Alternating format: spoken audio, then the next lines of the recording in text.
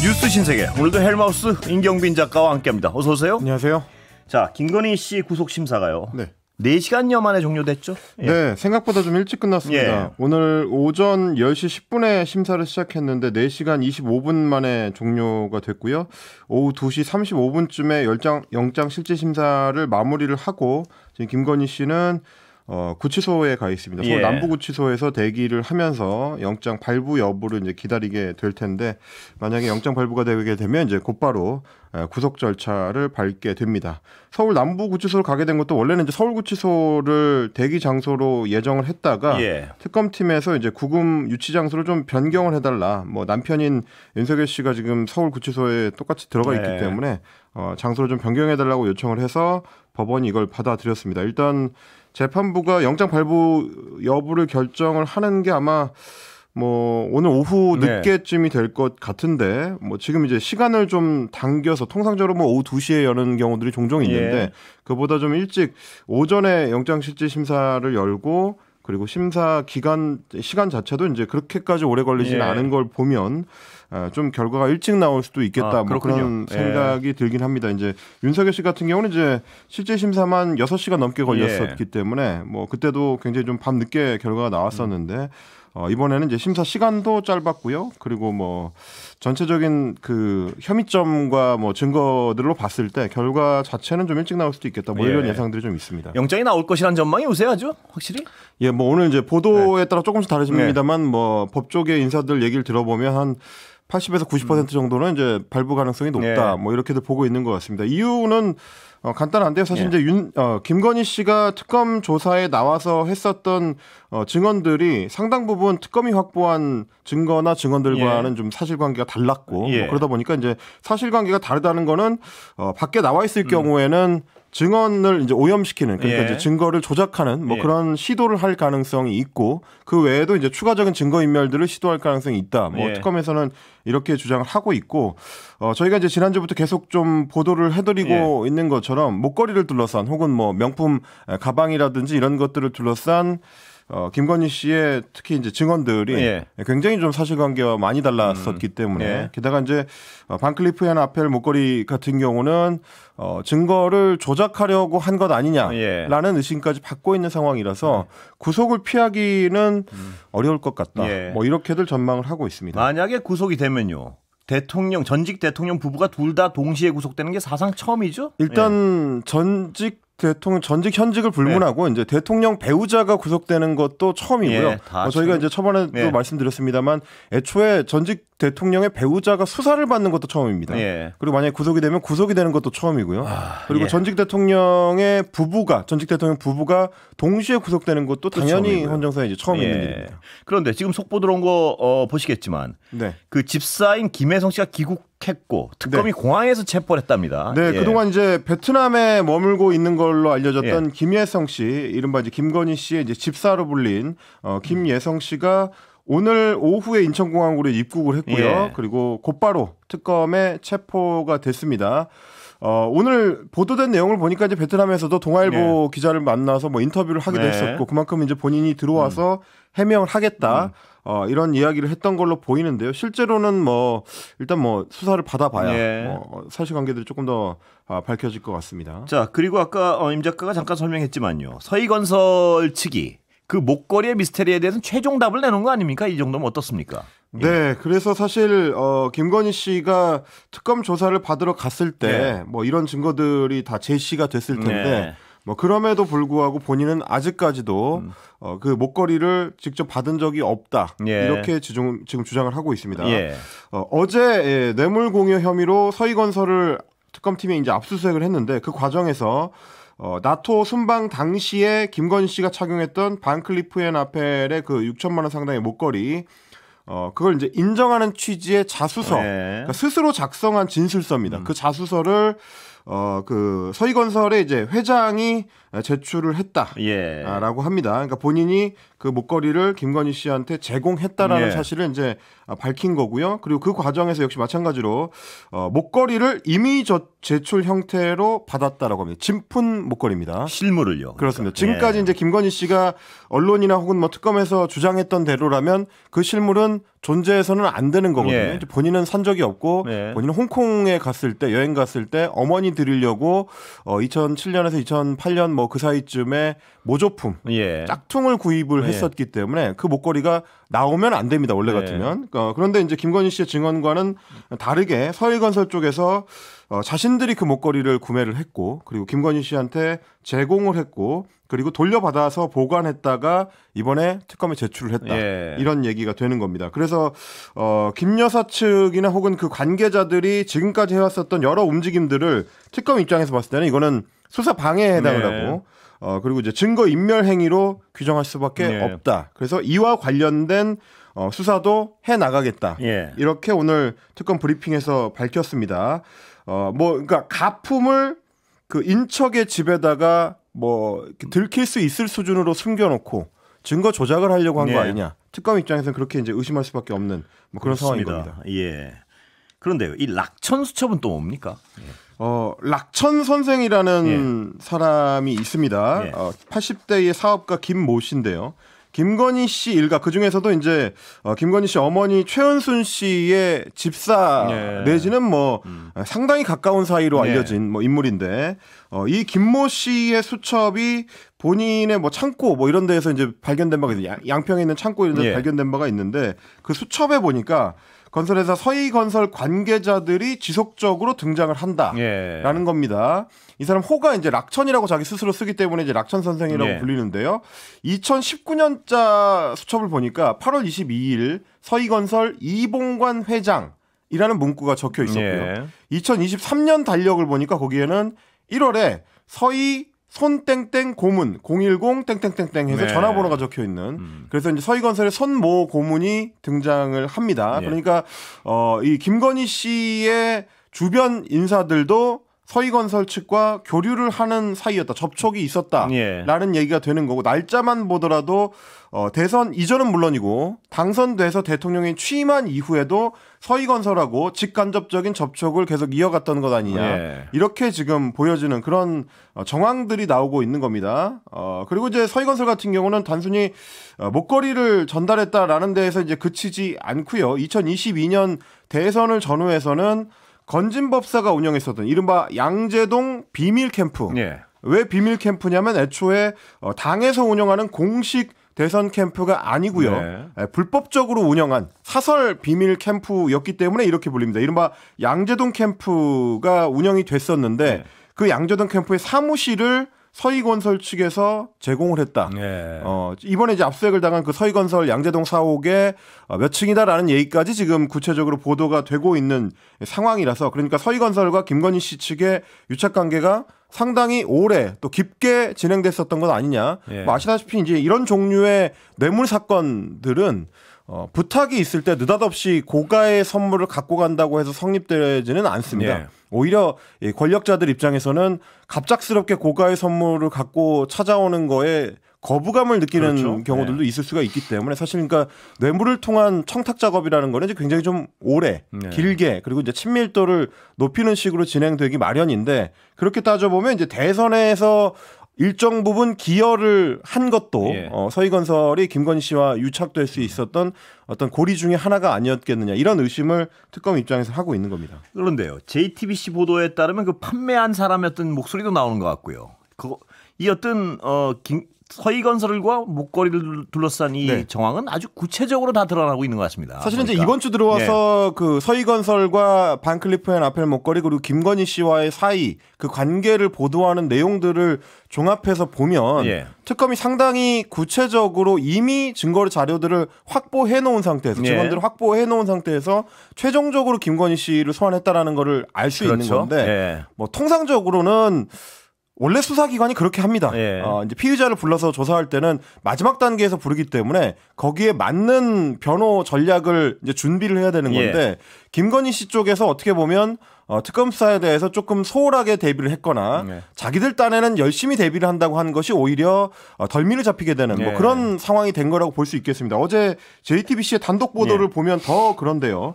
2022년 3월 대선 직후에 그것도 바로 다음 날입니다. 3월 10일에 잠실 롯데 백화점 매장에 방문을 해서 네. 서희건설 측에서 이 목걸이와 관련된 매매와 관련된 이제 절차를 진행을 했다. 이제 네. 이런 보도를 어제 JTBC에서 보도를 했는데 특히 그 당시에 서희건설 관계자를 담당했었던 담당자를 직접 인터뷰를 네. 해서 그 내용을 보도를 했습니다.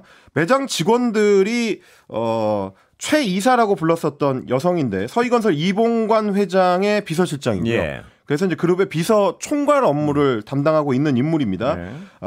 일단 먼저 최 이사가 직접 가지 않고 최 이사의 어머니라는 사람이 와서 매장에서 이제 제품을 골랐다고 하는데 네. 뭐 그것도 이제 여러 단계를 거쳐서 최대한 그 구매 과정을 좀 세탁하기 위한 그런 취지였던 걸로 보입니다. 일단 최 이사 어머니가 찾아와서 골랐고 최 이사 어머니 같은 경우는 원래도 반클리프 앤 아펠 그 해당 매장에서 여러 번 제품을 구입한 네. VIP였다. 뭐 네. 이런 얘기가 있고요. 그러면서 최종적으로 고른 게 문제의 그 스노우플레이크 다이아 목걸이인데 정해놓고 왔던 예산보다도 좀 오버가 되는 네. 고가였기 때문에 좀 네. 고민이 된다라고 하면서 네. 결국 제품을 샀습니다. 그때 매매를 담당했던 관계자의 목소리를 들어보시겠습니다. 들어보시죠. 어느 분한테 선물을 했거냐 도대체 그렇게 문의를 했더니 절대 말을 하실 수 없대요. 좀 말해주실 수 없냐 이렇게 물어봤더니 50대인데 30대 같이 보인다.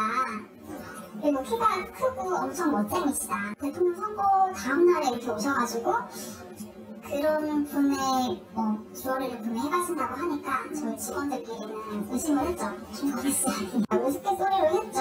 근데 방송도 나중에 진짜로 하고 나오니까 얘기만 종합해 보면 사실 거의 뭐 노출을 시킨 거나 마찬가지인 얘기가 됩니다. 근데 네. 선물을 하겠다라고 하니까 어떤 분한테 선물을 할 거냐. 네. 그러니까 뭐 선물 받는 사람이 어떤 사람인지를 알아야 이제 추천해 줄 때도 좀 도움이 되니까 뭐 그런 걸 물어봤더니 받는 사람이 50대인데 30대처럼 젊어 보이고 키가 크고 엄청 멋쟁이다. 네. 뭐 이거야 뭐 통상적인 이야기일 수 있습니다만 네. 공교롭게도 대통령 선거가 있고 난 다음 날 네.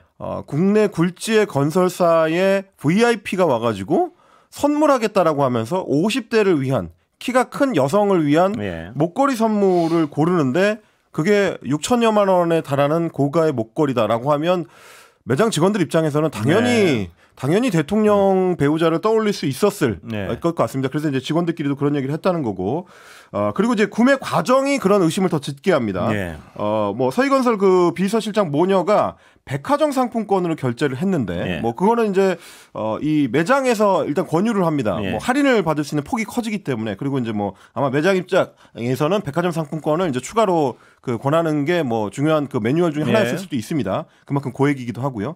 그런데 이제 통상적이라면 롯데백화점에서 구매를 하는 거니까 롯데백화점 상품권을 사면 될 텐데 그렇게 하지 않고 단계를 거칩니다. 일단 수천만 원어치의 신세계 백화점 상품권을 현금으로 구매를 합니다. 예. 그래서 이제 일단 구매를 한 흔적을 1차적으로 지우고요. 그다음에 그 신세계 백화점 상품권을 다시 롯데백화점 상품권으로 바꾼 다음에 그 백화점 상품권으로 목걸이를 샀다. 이런 얘기입니다. 저는 사실 뉴스를 보기 전까지는 A백화점 상품권으로 다른 백화점의 상품권을 살 수 있다는 사실 자체를 생각해 본 적이 없는데. 그게 뭡니까? 그러니까 그 상품권으로 상품권을 산 겁니까? 이렇게? 직접 거래를 한 겁니까? 상품권으로 상품권을 교환을 한 그런 경우인데 뭐 중간에 이제 브로커도 있는 것 같고요. 여러 단계를 거쳐서 이제 구매를 했다라는 겁니다. 그래서 구매를 하면서도 구매자로는 서희건설 비서실장의 어머니 명의를 사용을 했습니다. 그래서 본인들이 구매한다는 거는 이제 여러 단계를 거쳐서 가리려고 한 그런 흔적이 있었던 거. 그러다 보니까 매장 직원들 입장에서는 구매 시기, 물품의 가격, 그리고 뭐 추천을 받은 뭐 이제 선물 대상자의 프로필 이런 것들을 봤을 때 김건희로 의심을 했었다라는 거고, 실제로 얼마 뒤에 대통령 배우자가 첫 번째 해외 순방의 장소에 그 목걸이를 하고 나오니 직원들 입장에서는 당연히 특정할 수밖에 없었겠죠. 왜냐하면 해당 반클리프 아펠의 그 스노우플레이크 목걸이는 2022년에 딱 한 개가 국내에서 판매됐다고 합니다. 그러니까요. 이 지금 임 작가 설명하셨지만요. 이렇게 드문 목걸이를 받았다는 건 자체도 대범한데 그걸 받고 나서 해외 순방에서 전 세계가 지켜보는데 그걸 차고 나왔다는 거 아닙니까? 그렇습니다.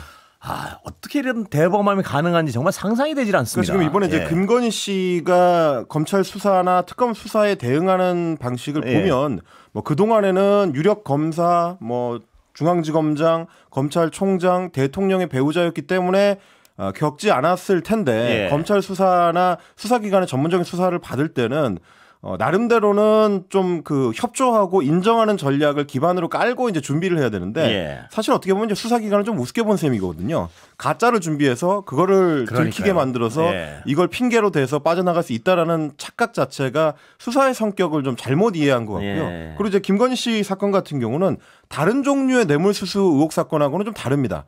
통상적인 뇌물수수 의혹 사건은 보통 현금을 주고받기 때문에 현금 추적은 물론 뭐 전후한 계좌 추적을 통해서 이제 확보하는 경우들도 있습니다만 훨씬 까다롭거든요. 근데 이제 김건희 씨 같은 경우는 명품을 받았습니다. 그렇습니다. 뭐 샤넬백이라든지 뭐 디올백이라든지 뭐 반클리프 앤 아펠 목걸이라든지 뭐 이제 이런 것들, 이런 고가의 제품들 같은 경우는 구매를 할 때 구매 흔적이 굉장히 또렷하게 남고요. 아까 말씀드렸던 것처럼 특정 제품군 같은 경우는 국내에서 몇 개 판매가 잘 안 됩니다. 추적이 바로 된다는 얘기죠. 그렇습니다. 누가 샀는지가 매우 쉽게 추적이 된다는 건데 그런 일을 저질러 놓고도 이렇게 좀 어설픈 작전을 짰다. 그 자체가 이제 수사에 대해서 제대로 된 좀 대응을 안 했던 것 아니냐. 그러다 보니까 이제 오늘 구속될 가능성이 높아지는 것 아니겠느냐. 뭐 그런 생각인 겁니다. 그 수사에 대한 제대로 된 대응을 안 한 이유가요. 그동안 수사를 제대로 받아본 적이 없기 때문이라고 그렇습니다. 추정할 수 있겠죠. 왜냐하면 뭐 조사를 받은 경우도 거의 없지만 그렇습니다. 조사 받을 때도 검사들이 직접 찾아와가지고 휴대폰을 반납하면서 출장 조사를 했고 그 조사가 정상적인 조사였을 거라고 생각하기는 좀 어려우니까요. 자, 바쉐론식이에요. 저희 그 청취자분들한테 매일매일 이렇게 다양한 명품 제품들을 소개해드릴 거라고는 생각해 본 적이 없는데. 근데 이 명품들 너무 유명해지는 거 아닙니까? 정말. 저는 이름도 처음 들어봅니다. 바쉐론 콘스탄틴이라는 회사에서 나오는 이제 명품 시계가 있는데요. 그 특정 제품을 김건희 씨의 오빠, 김진우 씨를 수사하는 과정에서 압수수색하는 과정에서 제품 보증서하고 상자가 나왔습니다. 이제 시계는 안 나왔고요. 근데 이제 그걸 추적해봤더니 구매를 한 사람을 이제 특정할 수가 있었고요. 그 구매한 사람을 특검이 지난 8일에 불러서 조사를 했습니다. 근데 이제 이 인물이 웬만한 내용들을 이제 증언을 했는데 2022년 대선 직후에 김건희 씨를 서울 서초동에 있는 코바나 컨텐츠 사무실에서 만났고 그 자리에서 김건희 씨가 본인이 착용하고 있던 그 서모 씨가 착용하고 있던 오데마 피게 명품 시계를 보고 거기에 관심을 보였다라고 합니다. 근데 이것도 저는 생전 처음 들어본 브랜드인데 오데마 피게라는 브랜드는 파텍 필레입이라는 브랜드 그리고 바쉐론 콘스탄틴이랑 묶어서 세계 3대 명품 시계라고 합니다. 명품 시계 업계 쪽에서는 이제 최고로 치는 세계의 제품군이라고 하는데 그 오데마 피게를 보고 관심을 보이면서 나도 이런 거 필요한데 라는 얘기를 했다는 겁니다. 마음에 든다, 필요한데 라고 이야기하면서 그러니까 해외 순방 같은 걸 가게 되면 각국 정상들이랑 연애를 해야 될 텐데 품위 유지를 위한 장신구가 필요하다라는 취지로 이야기를 했다고 합니다. 그러면서 서모 씨의 증언에 따르면 대리 구매를 좀 해줬으면 좋겠다라고 부탁을 했다는 겁니다. 특검이 도대체 대리 구매를 왜 하냐 이제 물어봤더니 서모 씨가 바쉐론 콘스탄틴의 VIP라서 싸게 살 수 있다고 이제 김 여사한테 이야기를 해서 대신 구매를 하게 됐다는 거고요.